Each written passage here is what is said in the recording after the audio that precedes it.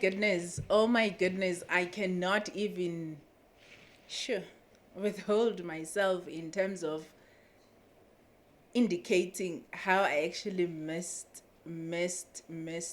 this. I would love and wholeheartedly and welcome everybody that is watching this channel, our subscribers, our friends, our families, our nation. Happy New Year. This is our first segment for the year.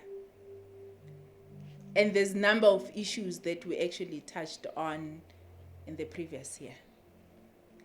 And you have been with us at all times, supporting us, cheering us on, indicating that issues of those that are marginalized needs to find an expression. And this is a forum in which we are hoping that you'll be able to get the comfort that you need. But at the same time, it is a forum that will be able to inform, to educate, and talk about those issues that nobody wants to really talk about. In this segment, we decided that we are going to start the year with the most important segment at looking at current affairs issues that are facing us in this country. And my co-host Ntombi, as usual, she's here.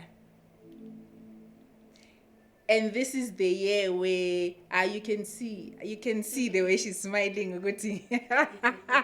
She started the year on a very good note. So we welcome you and wish you all the best for the year. May your realization and manifestation of all the things that God has bestowed upon you, let it shine on you this year. This also applies to my co-host. May this year be a year of abundance. May this year be a year of prosperity. May this year be a year of good health. Thank you. Amen to that. Beyond the headlines, we're back. And I'm very excited. I can't even, and I don't even know how to even actually express it. But yeah, welcome Ntombi. The whole I've been seeing you. I've been seeing you, and we've had quite a very eventful and the end of 2024, and this is 2025. I know that we have moved from January with its headaches, by the way. But we're in February, we're in 2025, and what a start of the year. Yeah.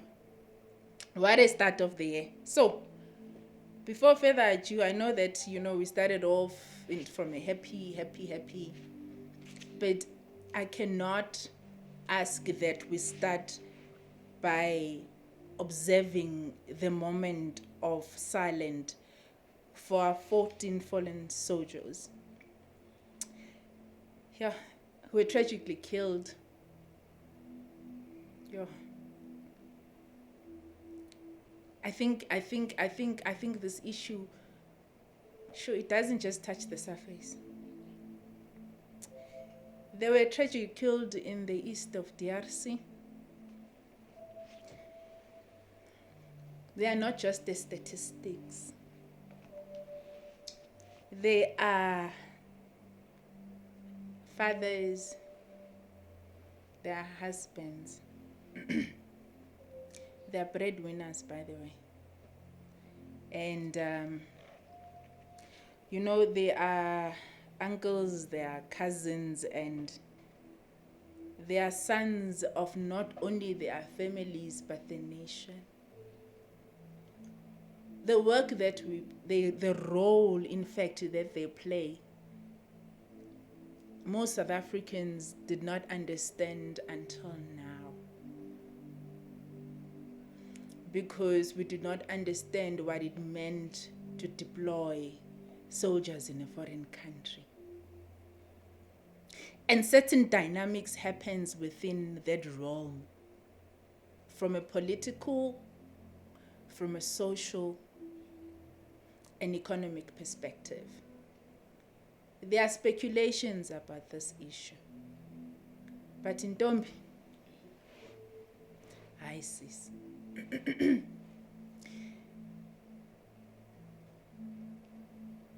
I think it will be befitting for you to be able to acknowledge them.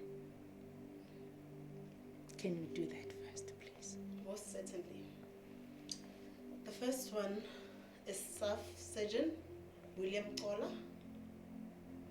The second one is Staff Surgeon Mulahlei Mulahlei. The third one is Sergeant Shwahlane Siepe. The fourth one is Corporal Matume Malesi. The fifth one is Corporal Renee Nemabulane.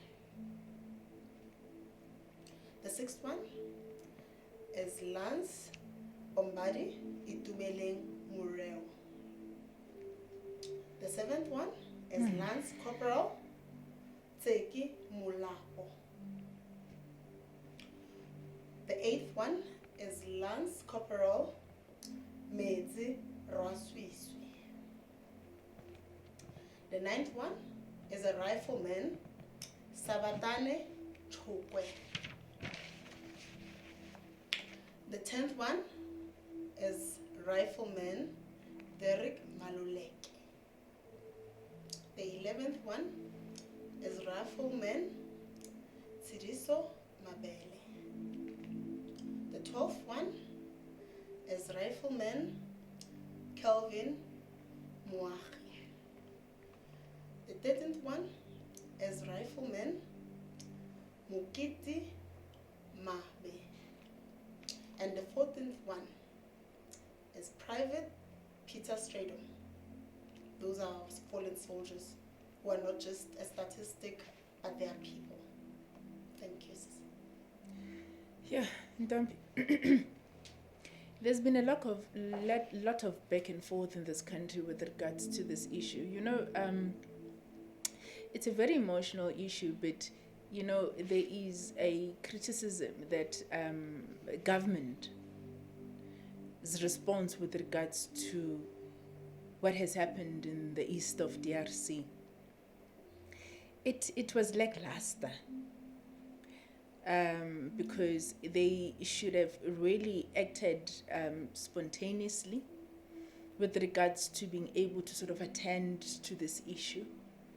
And you know, there are others as well that actually says that what we were also just doing anyways in the DRC peacekeeping mission, and some of them are saying no, that was just something that was actually there because I had read somewhere that it was something about protecting somebody's interest in the DRC.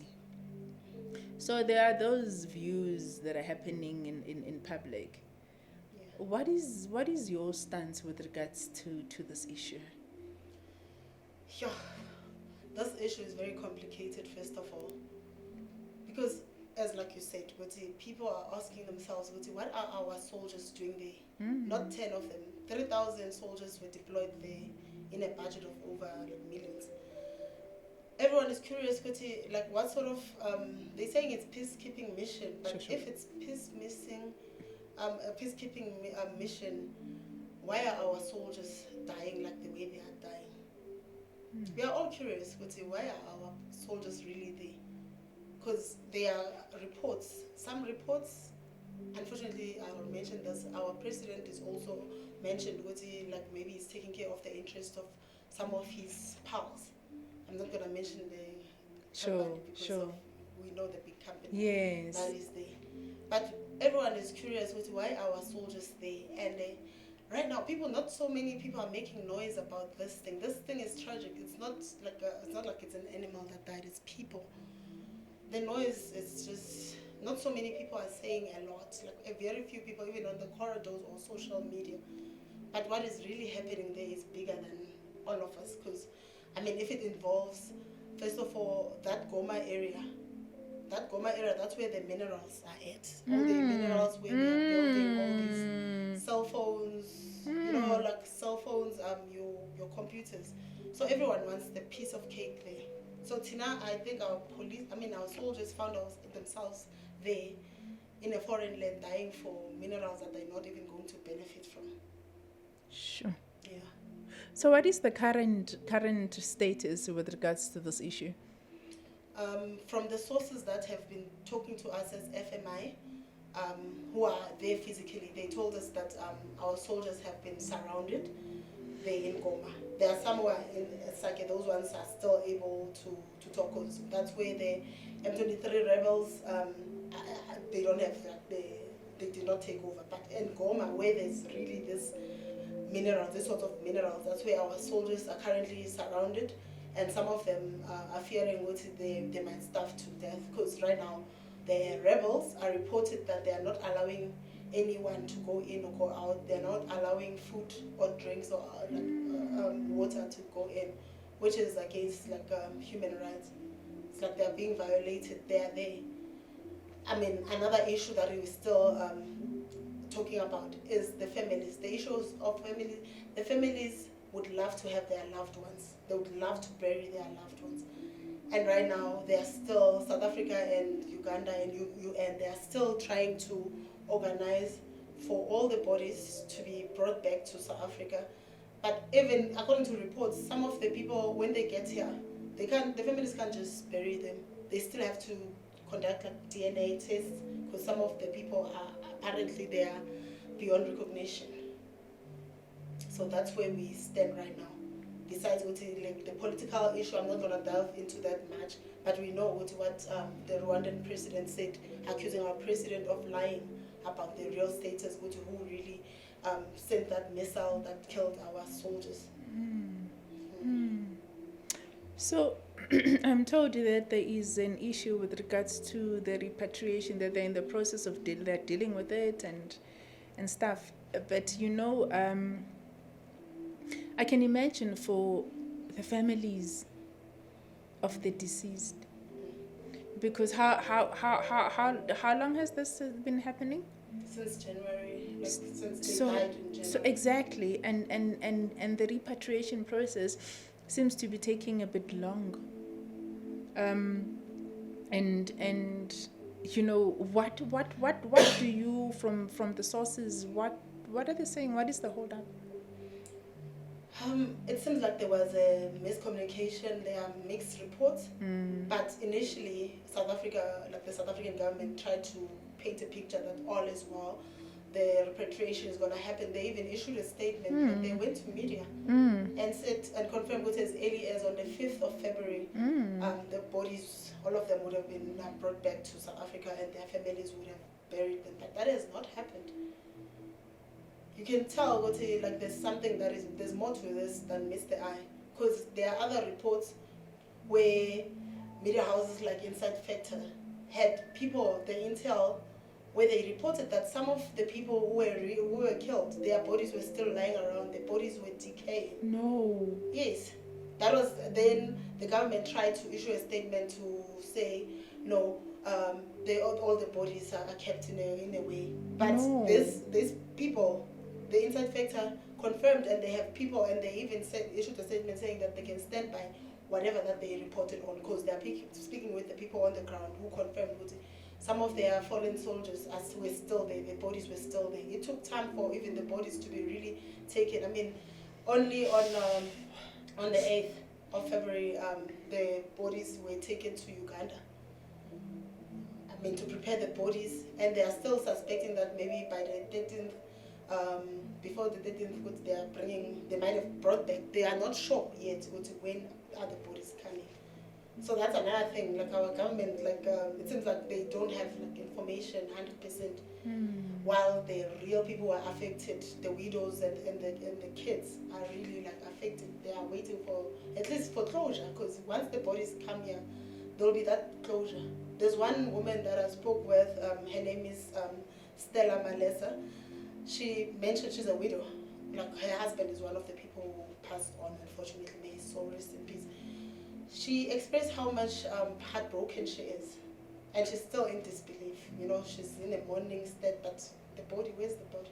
But that's exactly, I think that's exactly the issue that I just raised, that, you know, the process of waiting must be the most agonizing process that one would have to go through. Because, you know, sure, losing a loved one and closure is a process that I don't, you know, I know that death happens, but just the process of it and being able to go through it, it's not something that just ends now. And the fact that you cannot be able to actually see the actual body of your family, yeah, no, this story is something else. I know that we're starting on some note. Sure. To the families, I think from the FMI family, yeah, we are with you, and deepest and sincere condolences. And we are hoping that at some point that your families will be here and you'll be able to lay them to rest with dignity and the respect and the honor that they deserve. In moving to that, in Ntombi, and in moving from that, actually, the rape. Let's come back to here.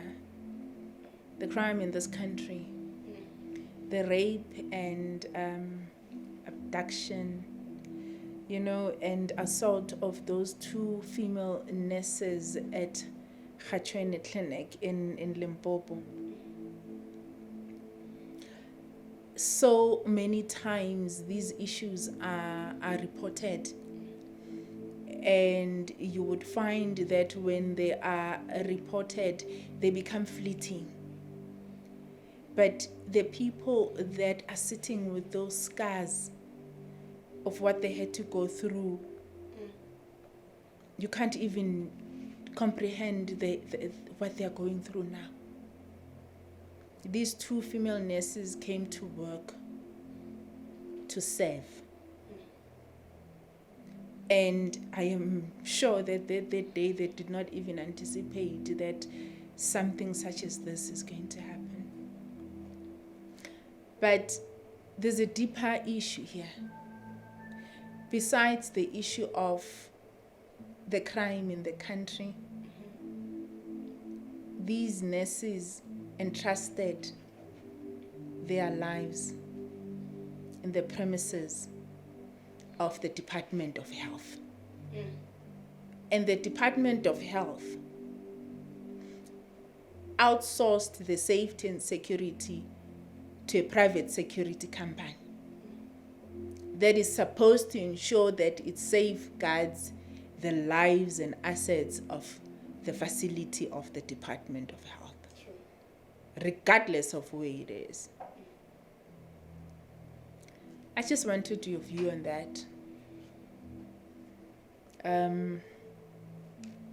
Sure. Yeah. For background purposes, the tragic incident happened like first week of January. These women, like you just said, these nurses, came to work. And for them, it's not just work, they are saving lives. They were there for a purpose. They are serving and upholding. I mean, they took an oath. They're going to be taking care of people and saving lives. And it happened that one person who decided, look, he's going to change their lives for a long time. And initially, the reports were that 5 men stormed in, overpowered the 3 security guards who were on duty before kidnapping, assaulting, and raping these nurses. But as we followed the story further as FMI, we found out that it was just one man, a 28-year-old guy, who did this sort of allegedly. He was arrested, and that guy is on parole. That's another story for another day. With people who are given parole, they still commit crimes that are just unspeakable.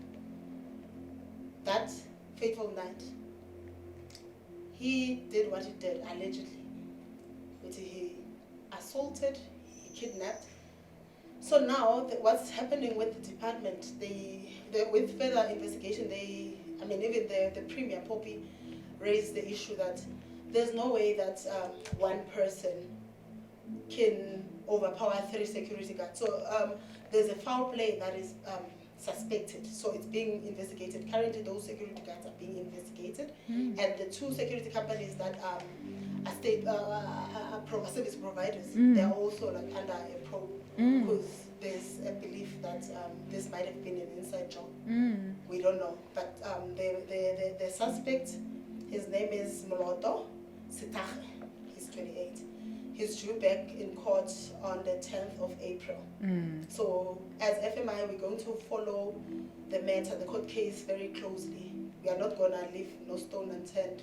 We are not going to allow him, if he's a perpetrator and he did this, we are not going to allow him to get away with this. We are going to follow the story and make sure that he gets convicted. I mean, this person is fingered in plus minus 10 other serious cases. What are we saying about our justice system? This man isn't on parole. How many other people? Backtrack a little bit. The issue of, remember the 18 people were massacred in the Eastern Cape. Turns out that one of the suspect who is suspected to be the mastermind, he was also on parole. Sure. What are we saying as the justice system? Are we failing our people? That's how our people feel. I feel. Yeah, I think there's a general feel that there is leniency with regards to, what's democracy? You know, that there's leniency with regards to certain,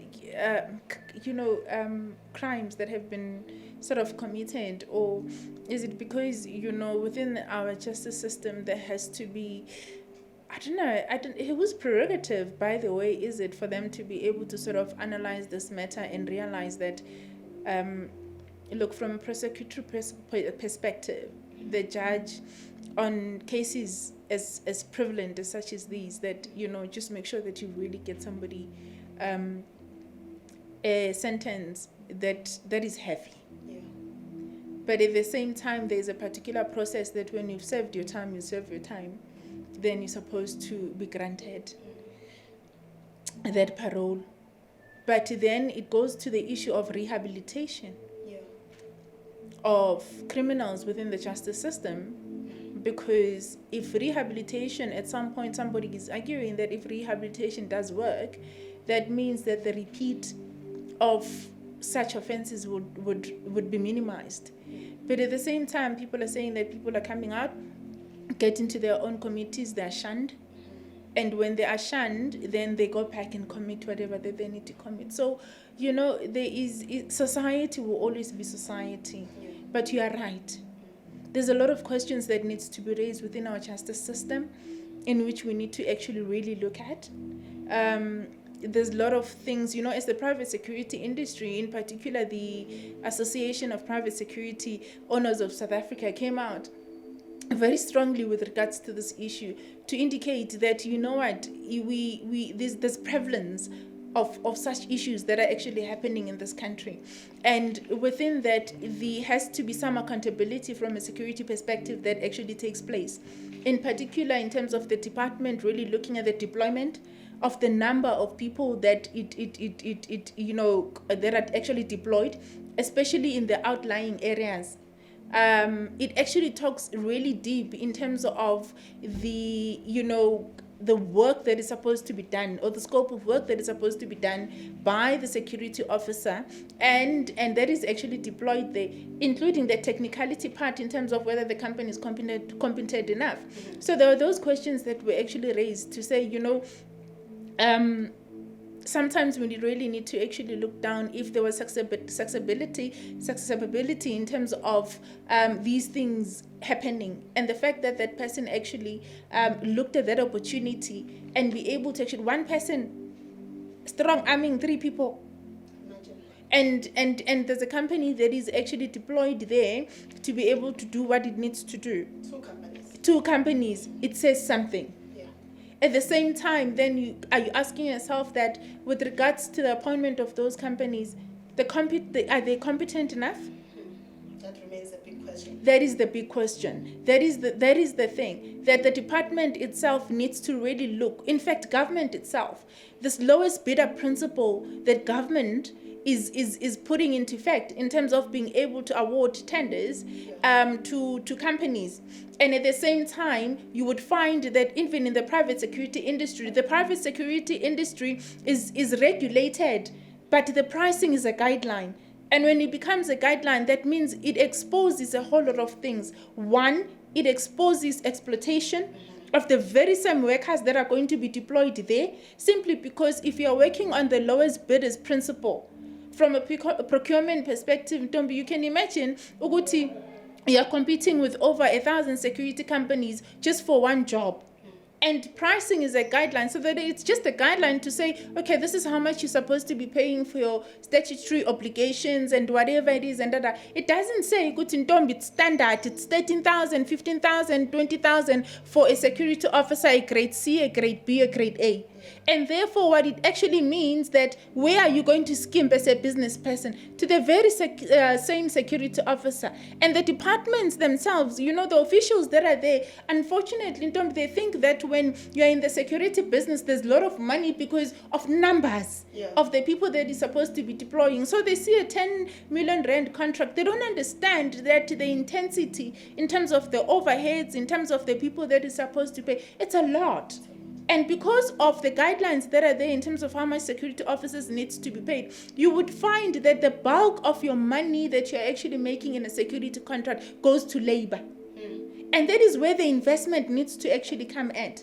But the problem is that the government officials themselves would come to you as a business person and say that from this contract of 1 million, not understanding what needs to be done from an operations and compliance perspective, then they would say they need a certain amount. Uzoyenzani, what are you going to do? You're competing with 1,000 other security companies. You would skimp. And when you skimp, what happens? The quality is compromised. Exactly.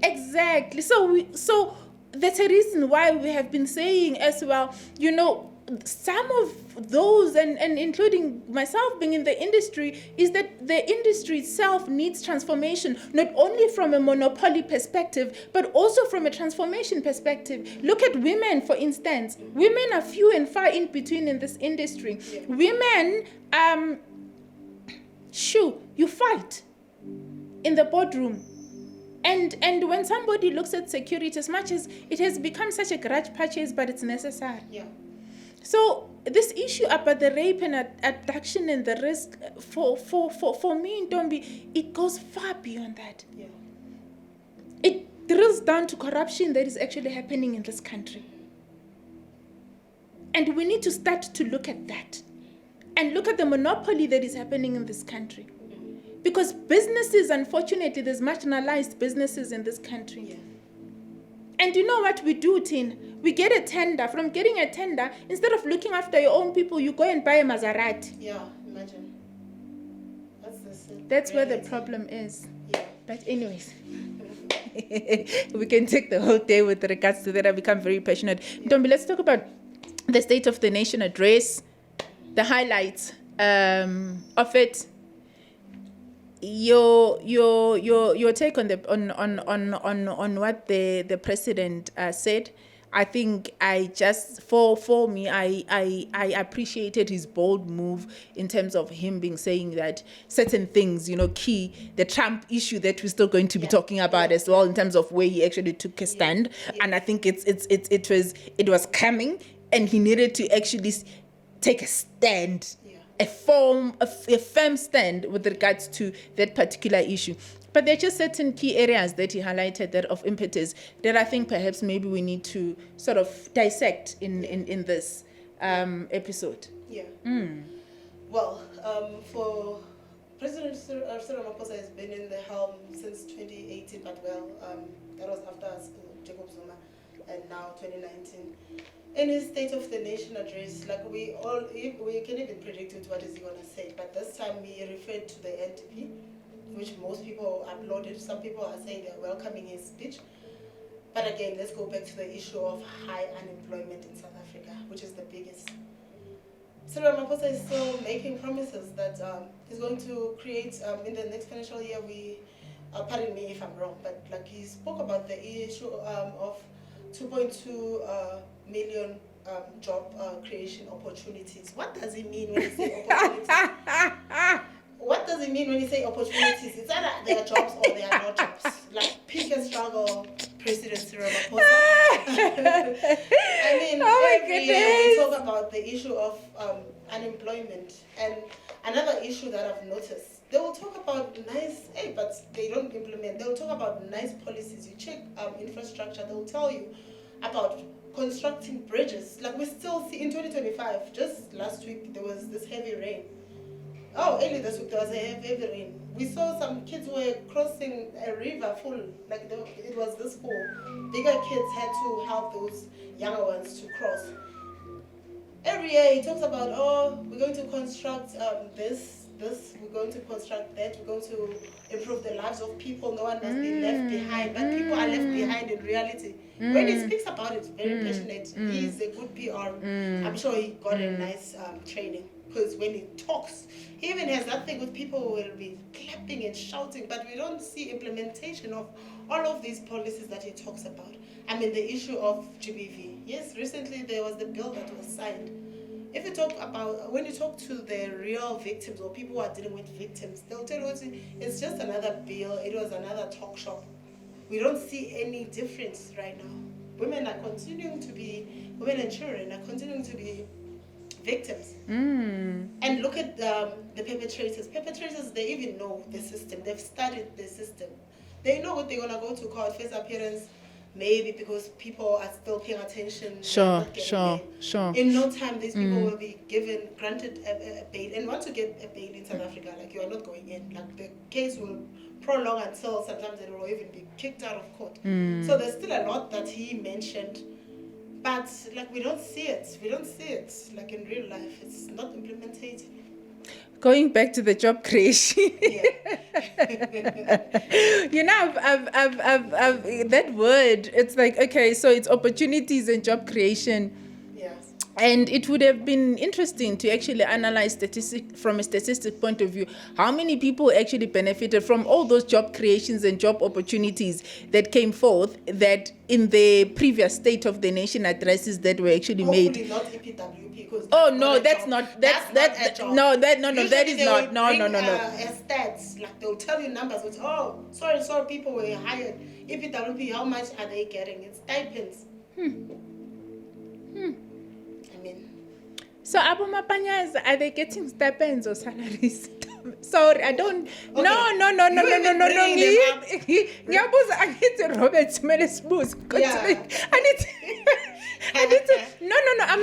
I'm not making fun of Abu Mapanyas. Yeah.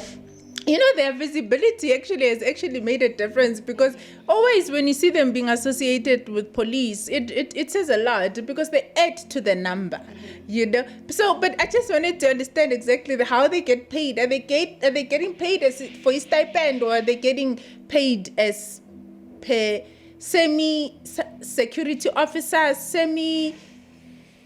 peace? Yeah, I have to be educated more.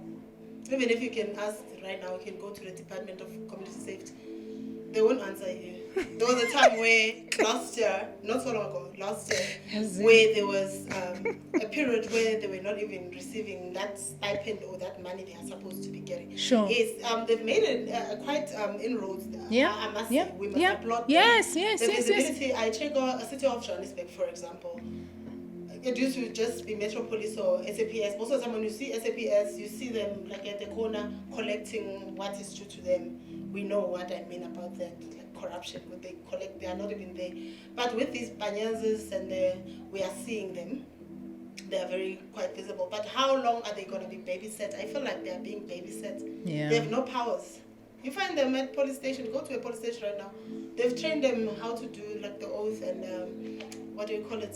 Some affidavits. Yes. When are they going to be independent? Like, so that they can also like show us whether they're capable of, why are they even brought there. But talking about such things again, remember there was towards the elections, young people, most of the young people, they were called Green Army. They were part of that sort of a program, and some of them were assistant teachers, some of them they were working. But just after the elections and just after it was announced that GNU was formed, in no time, these young people received love letters. You know those love letters from HR? That is announcing what, unfortunately, at this time, the contract is coming to an end. Oh my goodness. So most people criticized that, yes, we are seeing inroads, but were those people hired just because elections were coming? Because right now, most of them are sitting at home. These people are graduates. Some of them, their requirements were like, you must have metric, you must have some sort of something that like we can show. Like, but where are they right now? Most of them are sitting at home. Yeah, we might laugh about when we talk about the issue and say, okay, I'm a panyas and stuff like that. But, these are our fellow brothers and sisters. And to a certain degree, I'm glad that there was an initiative such as this that has been taken up and something with regards to really looking at elevation or elimination. You can't completely eliminate crime, but in terms of lessening it a bit, at least that there was an intervention that has happened. But the work itself, and in terms of how much they are paid, it's something else. It's something that I hope that one day, those that also are following us and they have been recruited, and I don't know what they call amapanyaza, like in a very formal name. I would love to know that, but hang in there. Because this is a start of something perhaps that might be able to catapult you somewhere as a person when you start in such initiatives. So in just rounding off our discussion, the executive order issued by the USA after President Trump took over, at some point for me, it didn't come as a shock. And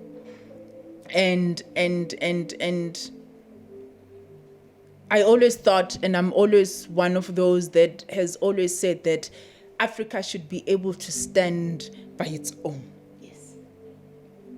That Africa, by now being in 2025, instead of us being able to play games of talking in conferences about Pan-Africanism and uniting, that we should be at a state where we are talking about how we can be able to trade in our own currency, continent, being able to stand up and not being reliant on handouts.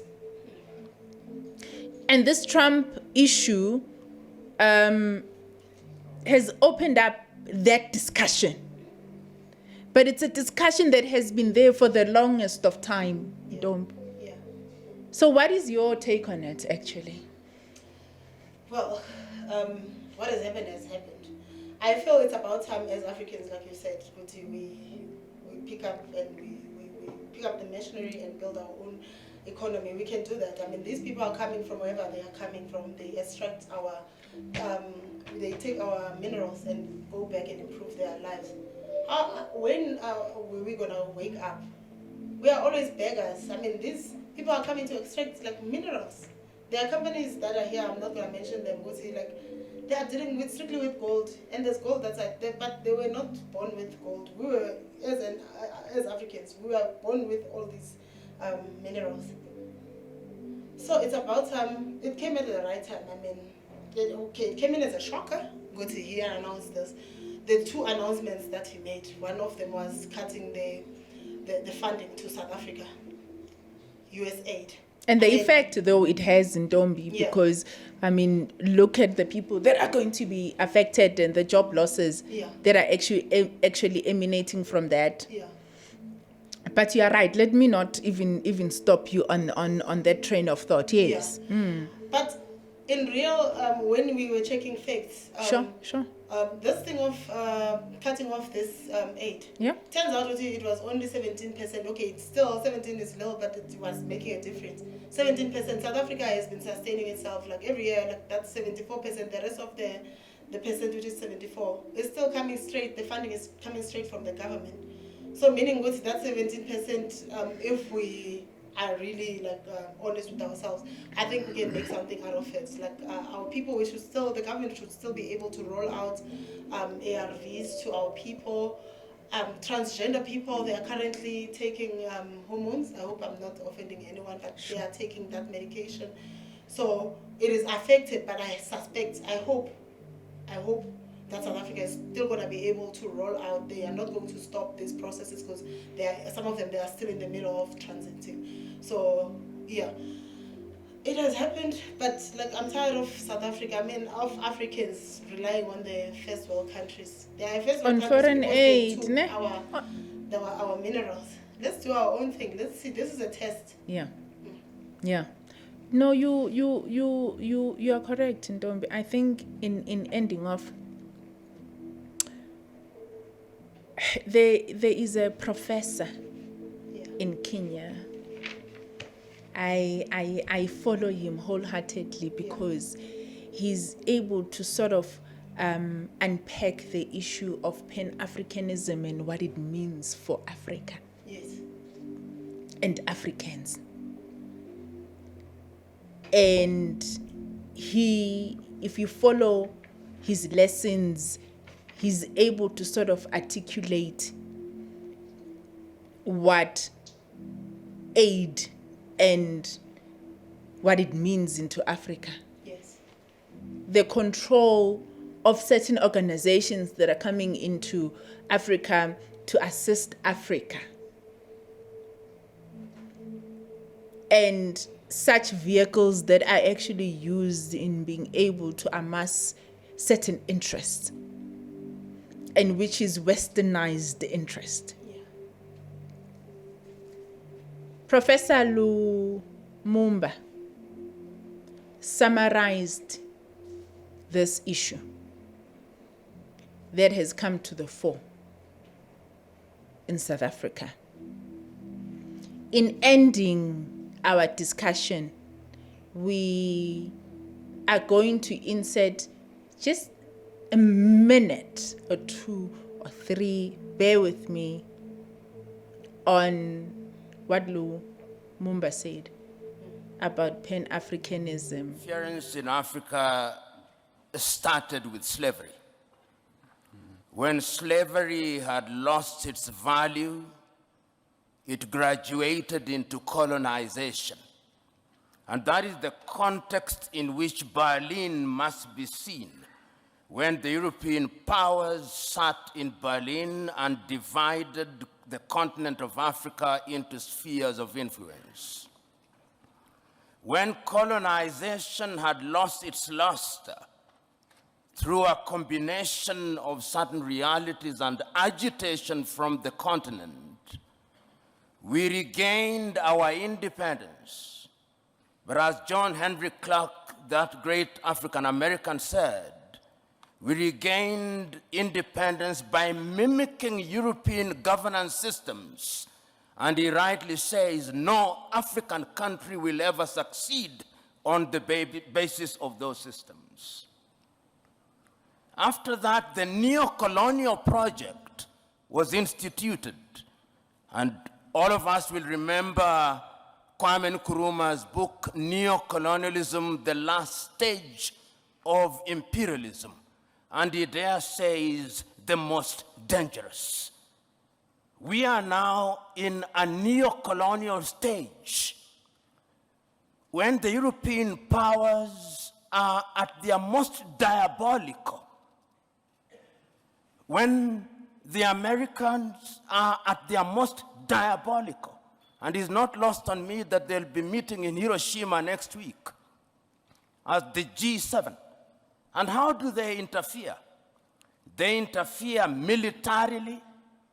They ensure that you in the military are trained in Sandhurst, are trained in West Point, so they affect your mind.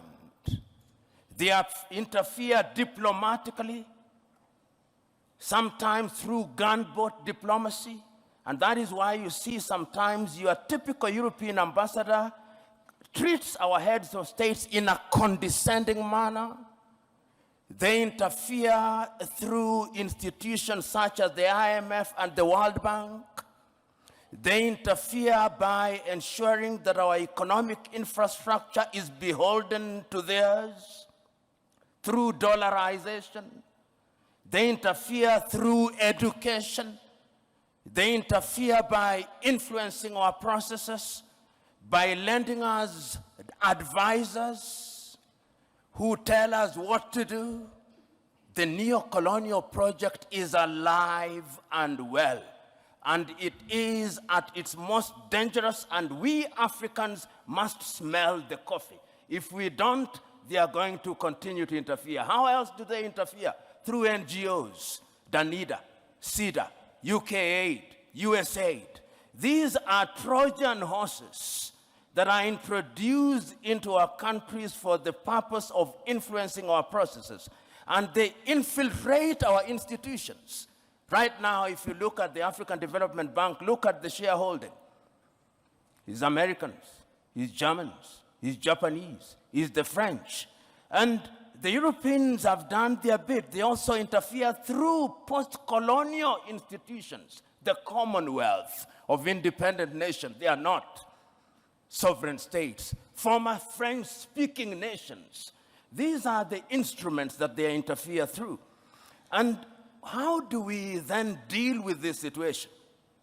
We Africans must now begin to recognize, and this was recognized as early as 1963, and the chair of the commission is here. They'll be celebrating 60 years in Addis Ababa, Ethiopia.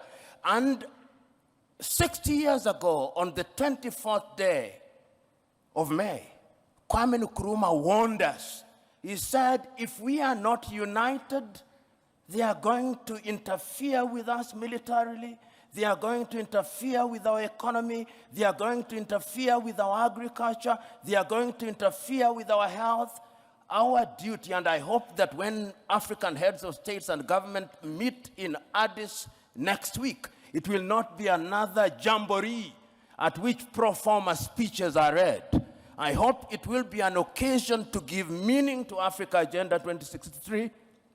I hope it will be an occasion to give meaning to Africa Continental Free Trade Area. I hope it will be an occasion to revitalize the Malabo Declaration, the Maputo Declaration, the Yamoussoukro Declaration. In other words, we Africans, as I conclude, we Africans must stop operating in silos. Rwanda alone will not confront them.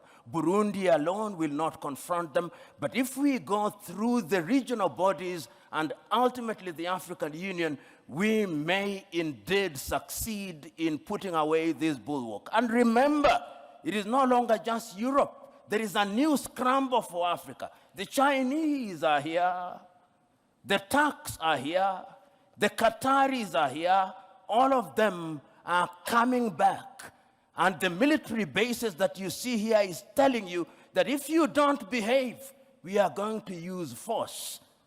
Sometimes I wish, and I'm saying this seriously, that we too had a nuclear weapon, because that is what Europe and America understands. Thank you.